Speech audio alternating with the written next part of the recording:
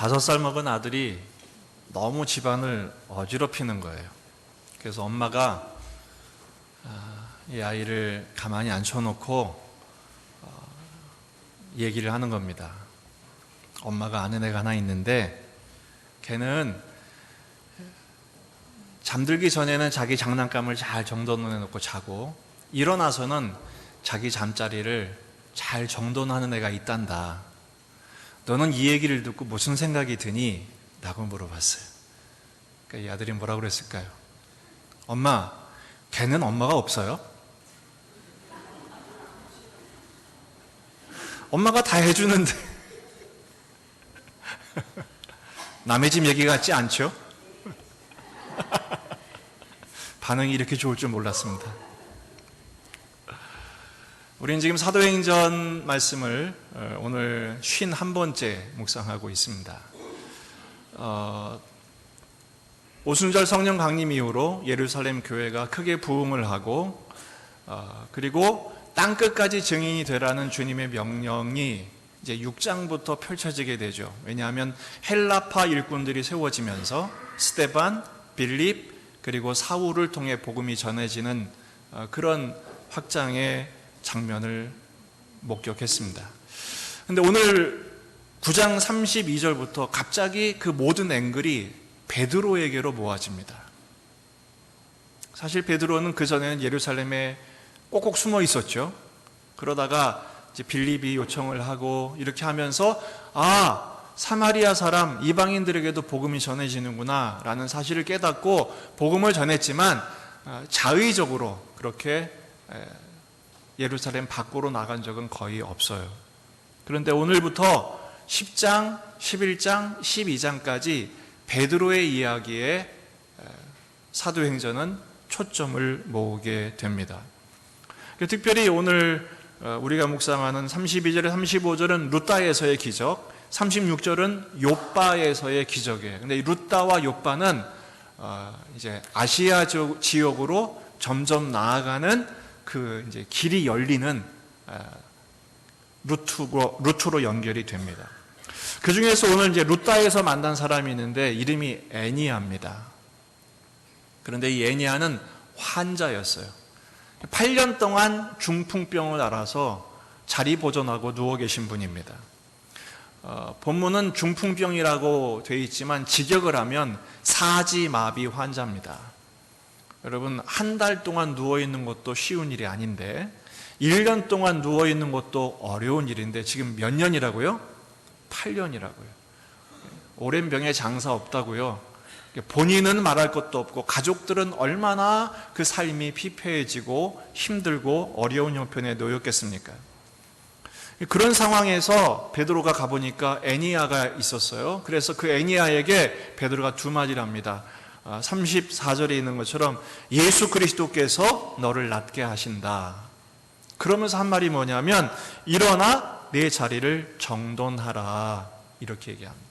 한번 따라해 보실까요? 일어나 내 자리를 정돈하라. 예. 여러분 8년 동안 누워 있었던 사람이 다 지금 당신은 치유되었습니다. 예수님이 당신을 낫게 하셨습니다. 일어나 보세요. 그것만으로도 이건 기적이고 이건 뭐 잔치할 일이죠. 엄청난 사건인데 베드로는 굳이 뭐라고 말하느냐? 내 자리를 정돈하라 라고 말을 합니다.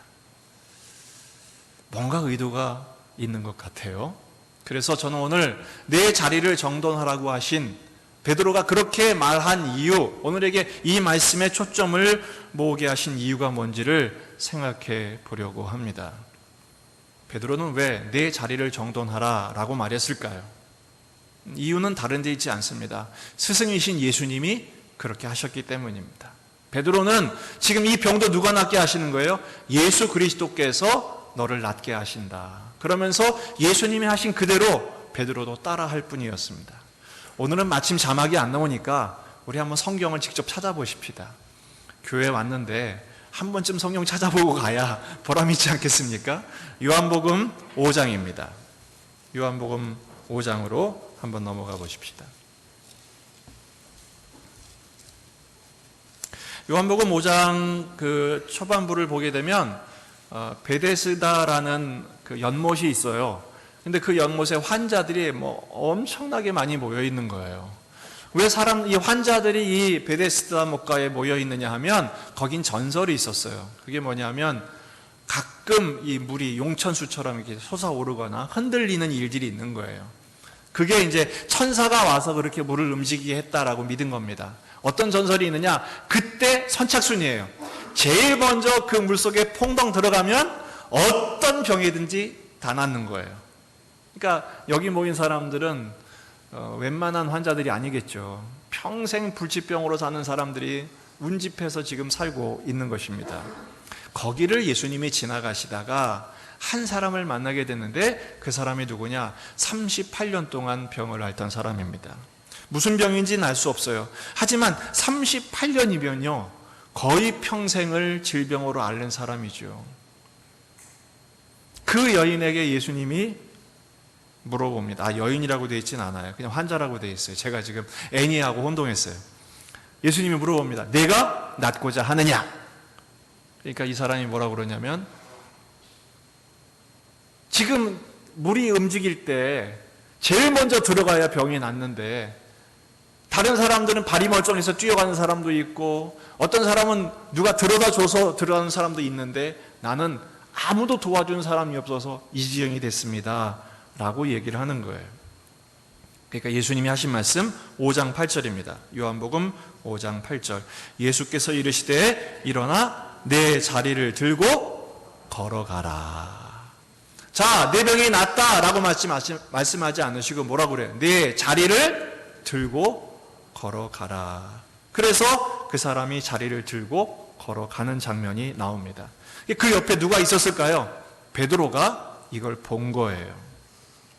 그러면 예수님은 내 병이 낫다, 지금부터 너는 깨끗해졌다 이렇게 말씀하실 수도 있는데 왜 내 자리를 들고 가라고 말씀하셨을까요? 그리고 베드로는 그것을 따라 했을까요?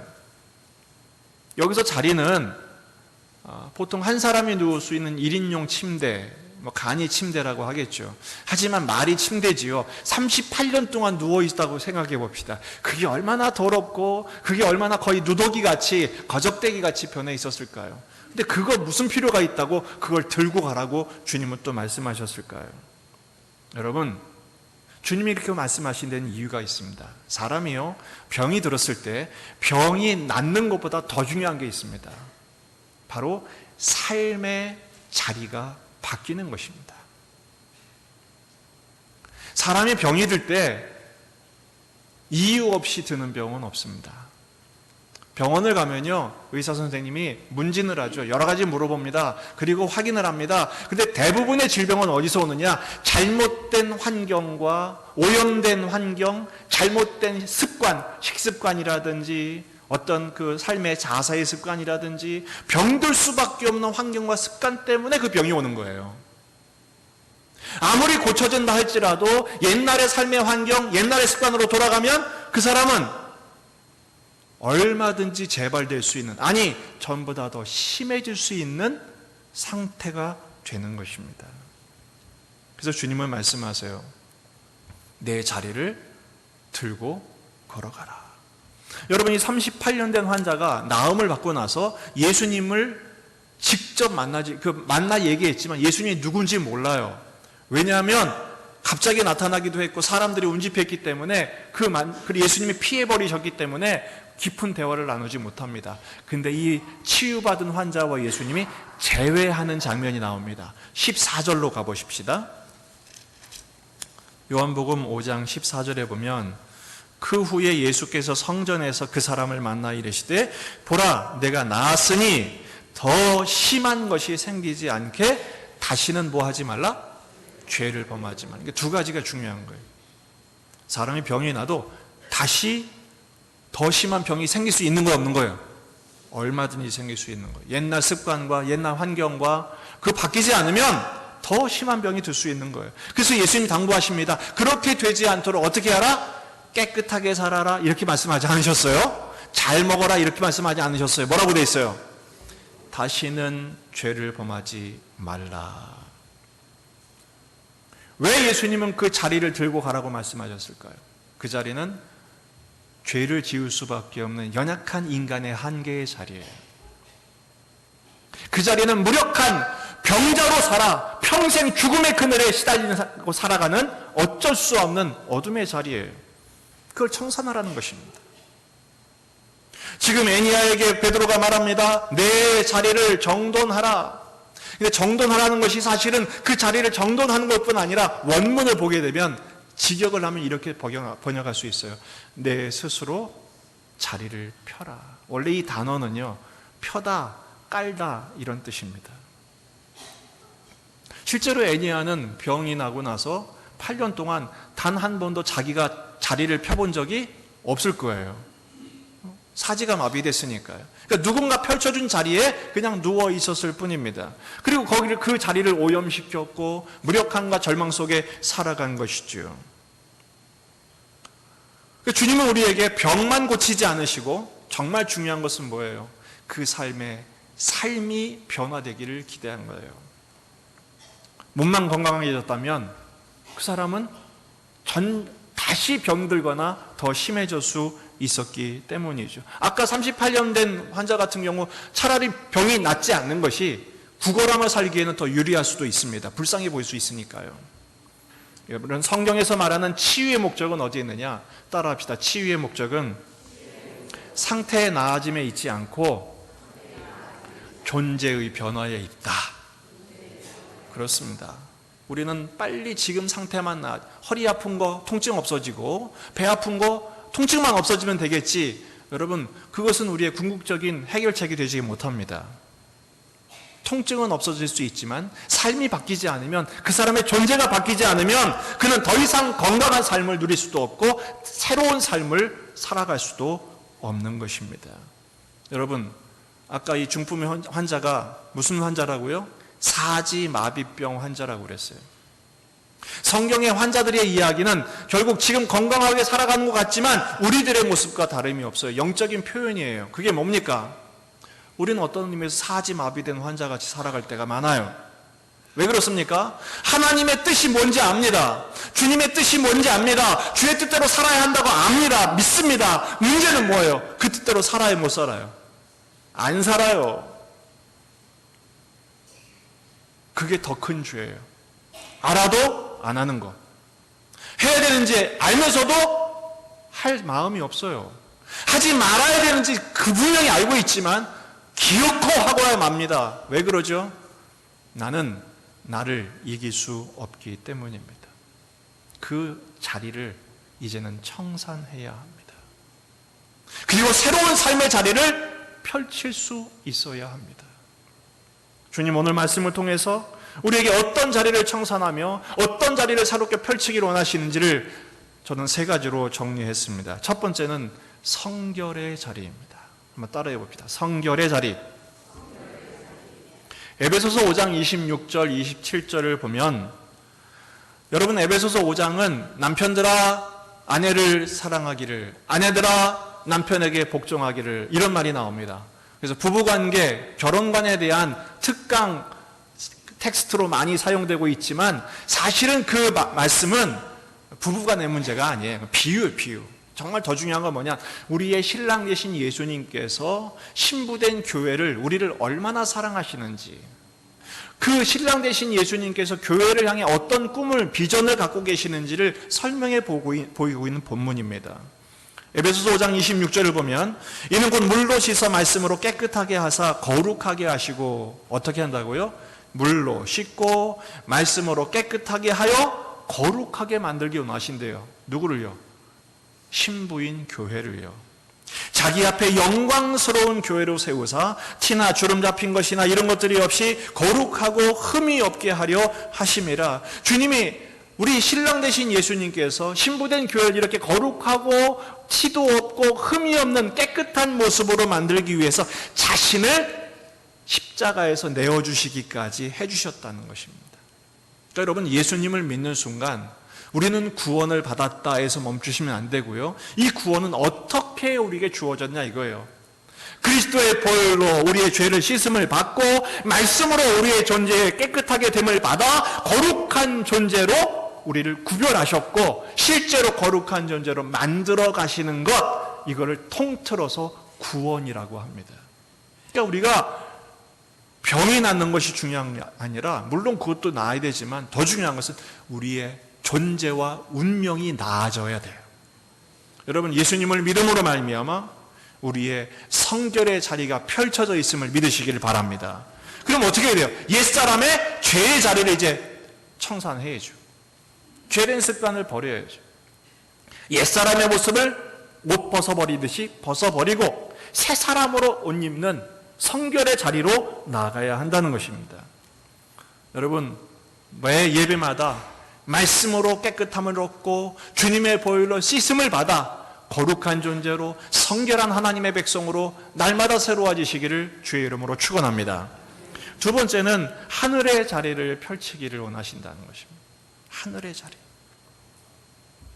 여러분, 애니아는 8년 만에 지금 그 병에서 자유함을 얻었습니다.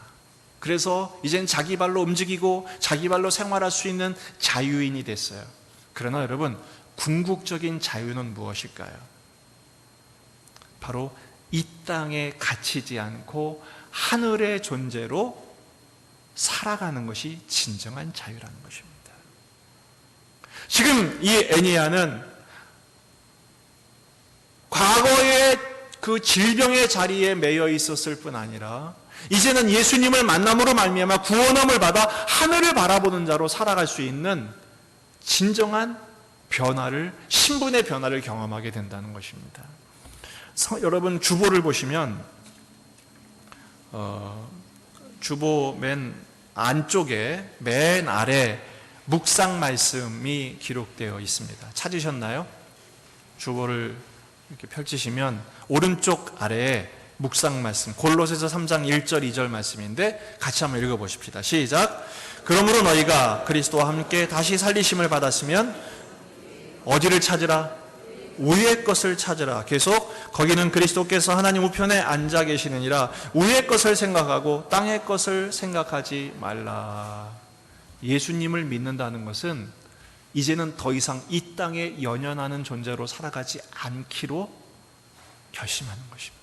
왜 그렇습니까? 우리에게는 하늘의 세계가 열렸기 때문입니다. 예수님께서 말씀하십니다. 내가 지금 하늘로 감으로 인하여 염려하지 말라. 내가 지금 뭐 하러 가느냐? 내 아버지 집에 거할 것이 많도다. 내 아버지 집에 너희들의 거할 처소를 예비하면 내가 다시 와서 너희를 데리고 가리라. 주님 말씀하셨어요. 다시 말해서 우리의 우리가 앞으로 영원히 머물게 될 영원한 종착지, 거긴 어디예요? 하나님의 집, 소위 천국이라는 것입니다. 여러분, 우리가 천국 백성 되었음을 믿으시길 바랍니다. 바울사도는 빌립보서에서 우리가 하늘의 시민권을 가졌다고 담대하게 선포하지 않아요? 제가 언젠가 꼭 한번 가보고 싶은 데가 있습니다. 꼭 한번 가보고, 평생 이제 버킷 리스트 중에 하나인데, 그게 뭐냐면 스페인의 산티아고 순례길을 한번 가보는 거예요. 거기 갔다 온 사람들의 얘기를 들어보면 뭐 일반인들도 많이 가시더라고요. 트레킹도 하고 뭐 세상이 있고 뭐 그렇게 하려고 한다고 하는데 영성을 추구하는 분들도 많이들 다녀오십니다. 그 이유가 뭐냐? 거기는요, 그 800km, 1000km 되는 그 거리를 한 달 내내, 어떤 사람은 90일을 다닌다고 하는데, 매일같이 하는 일이 뭐냐? 그냥 걷고 또 걷고 또 걷는 거예요. 근데 짐이 얼만큼일까요?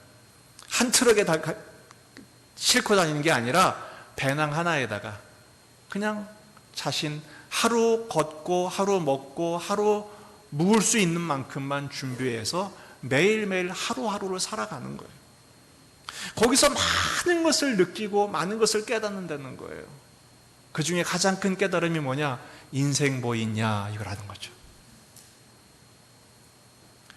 우리가 여기서 영원히 살 것이 아닌데 그냥 하루 이렇게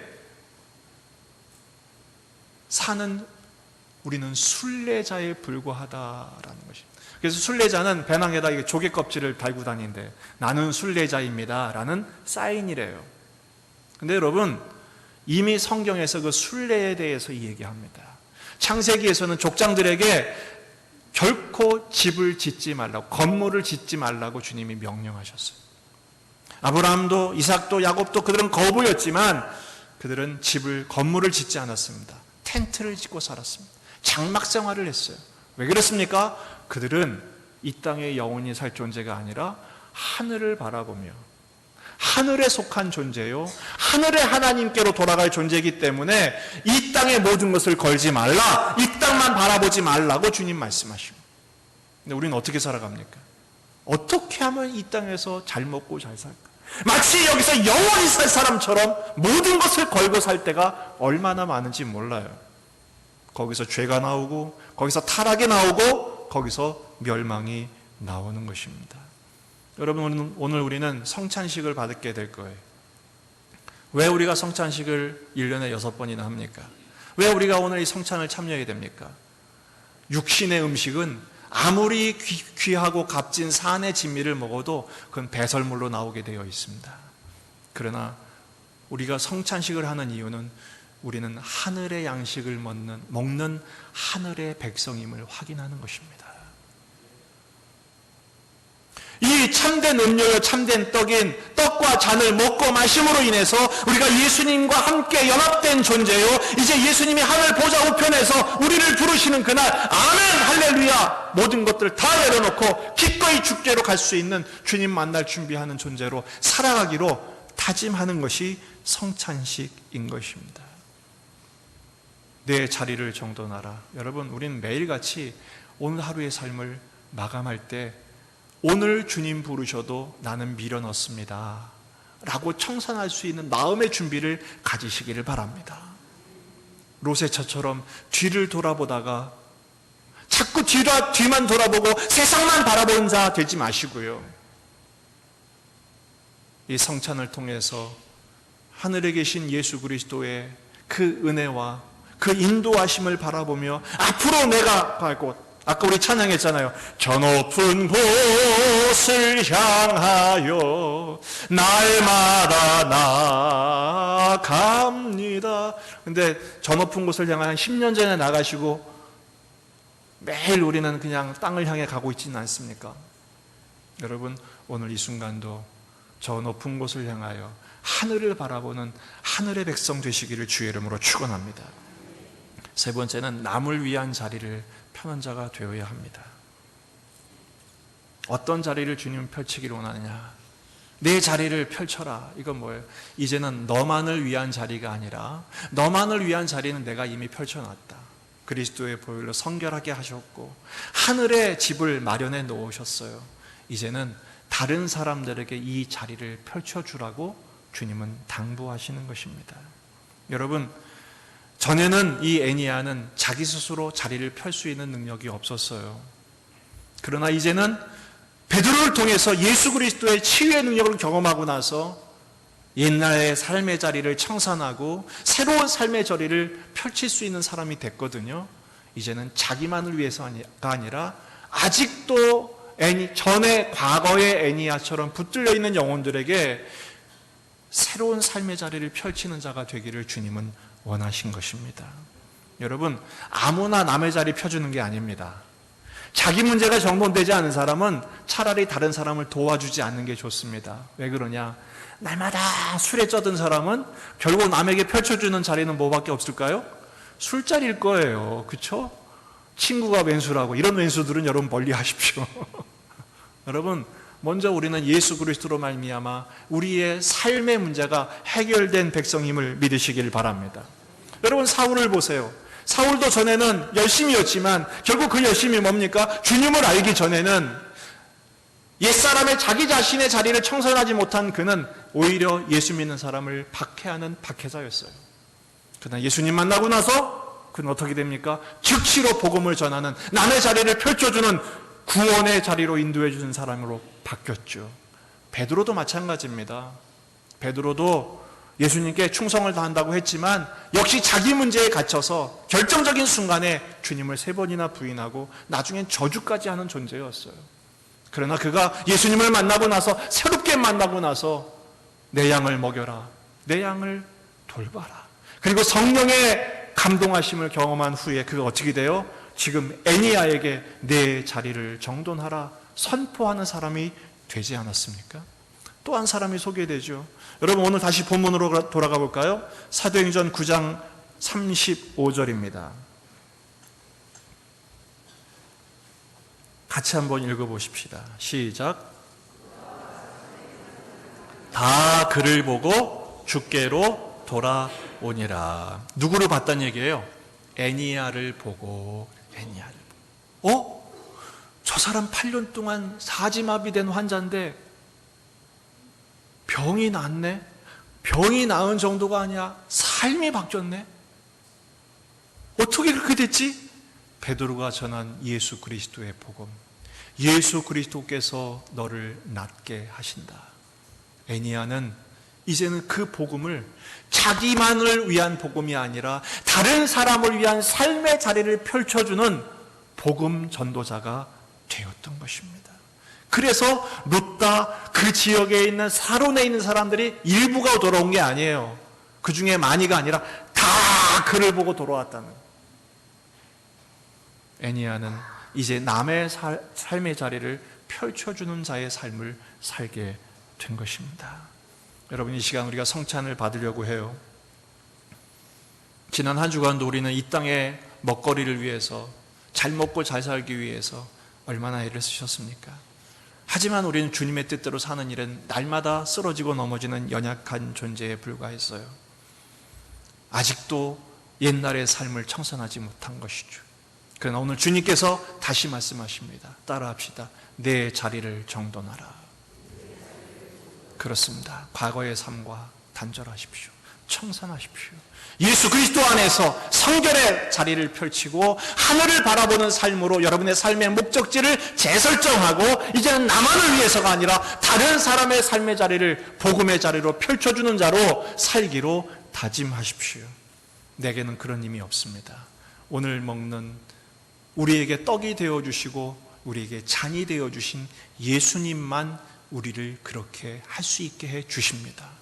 이것 오늘 먹는 것이 음식이 아니라 예수님을 먹고 마시는 거예요. 남들이 보면 식인종이라고 하겠지만 우리는 예수님과 인격적인 만남을 갖는 것입니다. 예수님의 은혜를 공급받는 것입니다. 무한하신 주의 은총을 힘입어 새 힘을 얻어 내 자리를 정돈하라 하신 말씀에 순종하며 살아갈 수 있는 저와 여러분이 될 수 있기를 주의 이름으로 축원합니다. 이 시간 함께